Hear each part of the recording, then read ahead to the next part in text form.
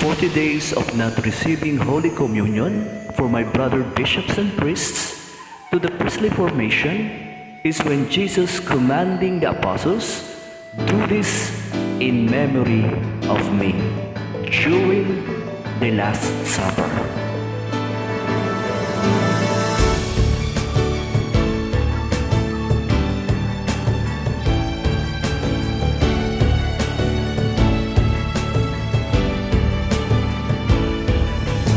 Paring Pilipino, tinawag ng Diyos mula sa bayan. Ang daing ay lubos, ikaw ang larawan ng pagbibigay ng puso, buong buo di kulang at hustong husto.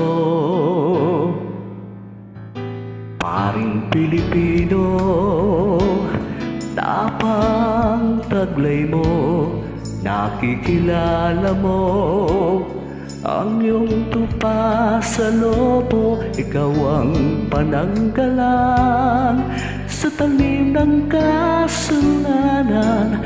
Salita ng Diyos at panalangin ang pag-asa mo.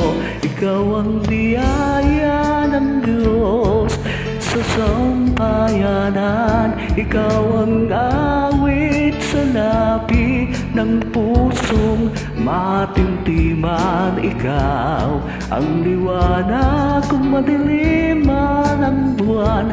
Ika'y Pilipino, ikaw ay pari. Ika'y Pilipino, ikaw pari ni Kristo.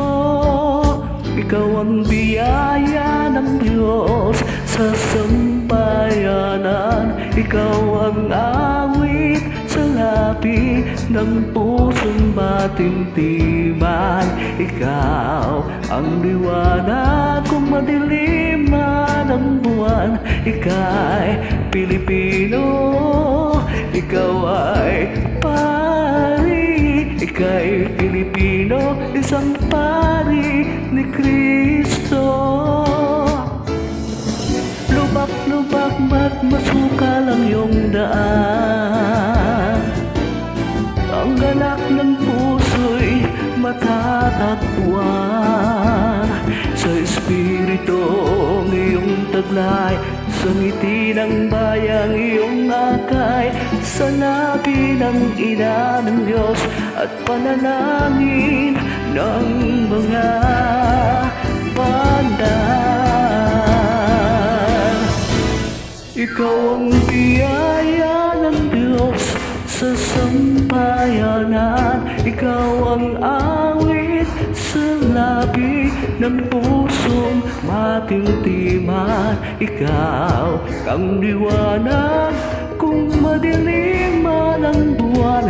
Ika'y Pilipino, ikaw ay pari. Ika'y Pilipino, isang pari ni Kristo.